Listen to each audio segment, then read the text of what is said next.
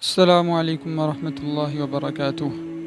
आज हम इस वीडियो में ये देखेंगे और ये जानेंगे। असल में ये वीडियो तो एक हिंदुस्तानी लड़का है जो जिसमें वीडियोस बनाई हैं जिस पे हम रिएक्ट करेंगे, लेकिन सारी जो बातें हैं वो हकीकत पर मबनी हैं और सही हैं।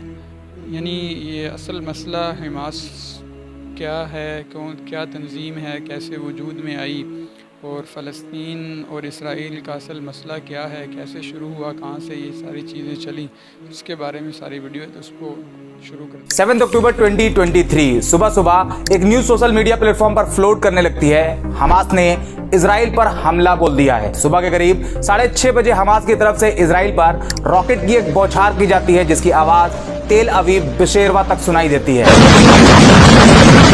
हमास के लड़ाके मोटर पैराग्लाइडिंग की मदद से IOF इजराइल ऑक्यूपाइड फिलिस्तीन में लैंड करते हैं। इजराइल के बनाए हुए बॉर्डर्स को बुलडोजर से तोड़ दिया जाता है। हमास का कहना है कि उसने 2 मिनट में 5000 रॉकेट लॉन्च किए, जबकि इजराइल मिलिट्री कहती है कि नहीं, 5000 नहीं बल्कि 2500 रॉकेट फायर किए गए। हमास ने इजराइल के कई टैंक को तबाह कर दिया, इजरायली सिटीजन को पकड़ लिया, इजरायली मिलिट्री बेसिस पर अटैक किया गया। इस बीच हमास की आर्मी विंग अल कसम ब्रिगेड के चीफ मोहम्मद दीफ एक अनाउंसमेंट करते हैं और लोगों को बताते हैं कि इस ऑपरेशन को ऑपरेशन अल अक्सा फ्लड नाम दिया गया है, जिसके बाद इजराइल के तरफ से भी हमास के हमले के बाद इसे वॉर डिक्लेयर कर दिया गया। फिलिस्तीन के गाजा स्ट्रिप पर मैसिव एयर स्ट्राइक करी गई। गाजा का रिहायशी इलाका मलबों में बदल दिया गया। इलाके के इलाके खंडहर होते गए। हर तरफ से सिर्फ चीखें सुनाई दे रही। किसी ने अपने बाप को मरते देखा तो किसी ने अपनी मां को, तो किसी की पूरी फैमिली इजरायली एयर स्ट्राइक में मारी गई। गाजा के खान यूनिस में मौजूद एक मस्जिद को तबाह कर दिया गया। खान यूनिस की एक पूरी फैमिली इजरायली एयर स्ट्राइक में मारी जाती है, जिसमें 3 लड़कियां और 2 लड़के जो सिर्फ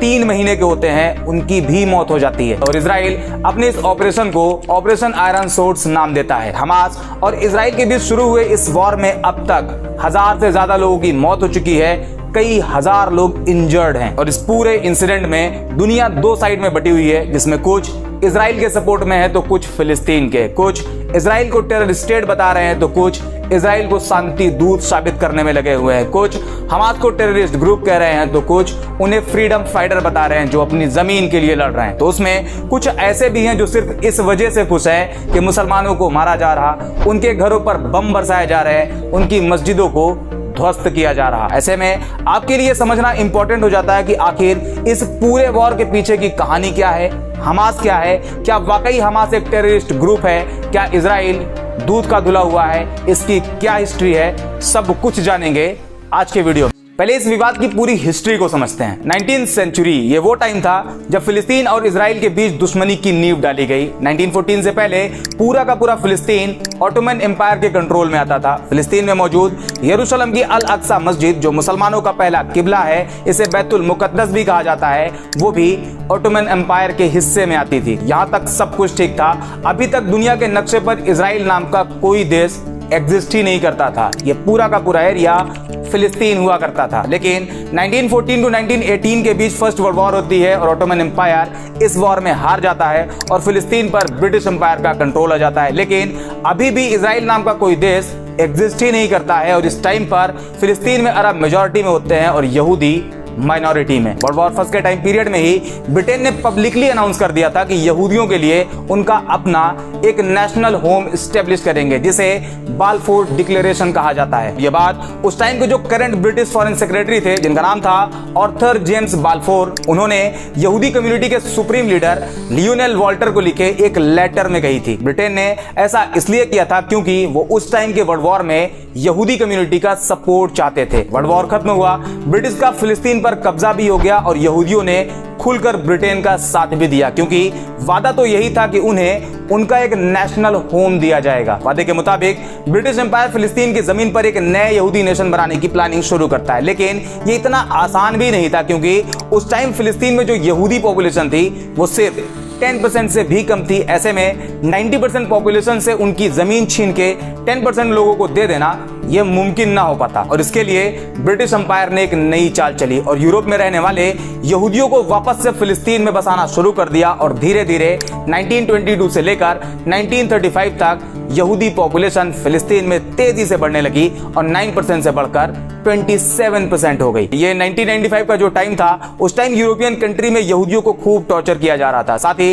हिटलर भी यहूदियों के लिए काल बना हुआ था, जिस वजह से एक अलग यहूदी नेशन की मांग भी तेज होने लगी थी। यहूदियों का कहना था फिलिस्तीन उनके पूर्वजों का घर था, जबकि फिलिस्तीनी लोगों का कहना था कि फिलिस्तीन उनका है और यहीं से शुरू होता है इजराइल फिलिस्तीन का विवाद। लेकिन अभी भी इजराइल नाम का कोई भी देश दुनिया के नक्शे पर मौजूद नहीं था। 29 नवंबर 1947 ये वो डेट होती है जब यूनाइटेड नेशन एक रेजोल्यूशन 181 अडॉप्ट करता है और फिलिस्तीन को 3 हिस्से में डिवाइड किया जाता है, जिसमें एक हिस्सा फिलिस्तीनी अरब लोगों को दिया जाता है, एक हिस्से को इजराइल बना दिया जाता है और एक हिस्सा जहां बैतुल मुकद्दस मौजूद है, जिसे यरूशलेम कहा जाता है, उसे यूनाइटेड नेशन के इंटरनेशनल कंट्रोल में रखा जाता है। और उस टाइम के अमेरिकी president Harry S Trueman Israel को एज अ नेशन एक्सेप्ट भी कर लेते हैं। अगले ही साल यानी 1948 में इजराइल अपनी आजादी का ऐलान करता है और 1948 को David Ben Gurion Israel state के एस्टेब्लिशमेंट की अनाउंसमेंट कर देते हैं। सीधे सीधे वर्ड में कहें तो ब्रिटिश एम्पायर ने जबरन इजराइल नाम के देश को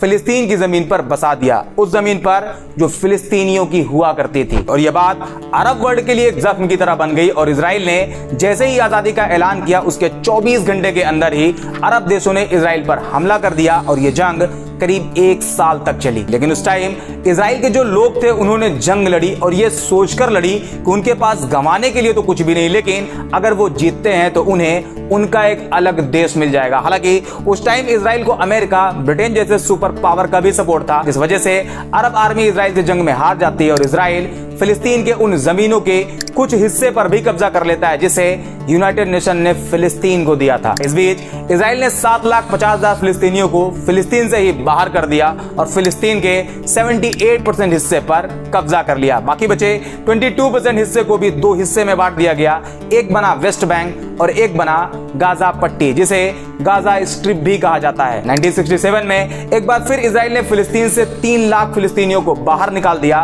और उनकी जमीनों पर कब्जा कर लिया। और जो यरूशलेम था, इजराइल ने इसके वेस्ट रीजन पर भी कब्जा कर लिया, जहां यहूदी पॉपुलेशन सबसे ज्यादा थी, जबकि ईस्ट यरूशलेम जहां पर अल अक्सा मौजूद है वहां पर मुस्लिम पॉपुलेशन ज्यादा थी। लेकिन 1967 में इजराइल ईस्ट यरूशलेम यानी अल अक्सा मस्जिद वाले इलाके को भी अपने कब्जे में ले लेता है। यह सब हो रहा था, फिलिस्तीनियों को उनके ही घरों से निकाला जा रहा था। कभी जो 10% यहूदी फिलिस्तीन में माइनॉरिटी हुआ करते थे, वो अमेरिका और ब्रिटेन की मदद से फिलिस्तीन की जमीन पर कब्जा करते चले गए और यूनाइटेड नेशन, ह्यूमन राइट जैसे संगठन खामोश रहे। इस वीडियो से आपको ये बतलाना मकसूद था और ये बताना मकसूद था, मुसलमान तो इस बात को जानते ही हैं, गैर मुस्लिम भी इस बात को जान लें, उनको भी पता चल जाए। अभी जो वीडियो हमने देखी, इसमें जो बात करने वाला है वो एक गैर मुस्लिम है, मुसलमान नहीं है, लेकिन उसने अपनी तहकीक के मुताबिक भी, सही तहकीक के मुताबिक उसने यही बात बतलाई, गैर मुस्लिम है, मुसलमान नहीं है।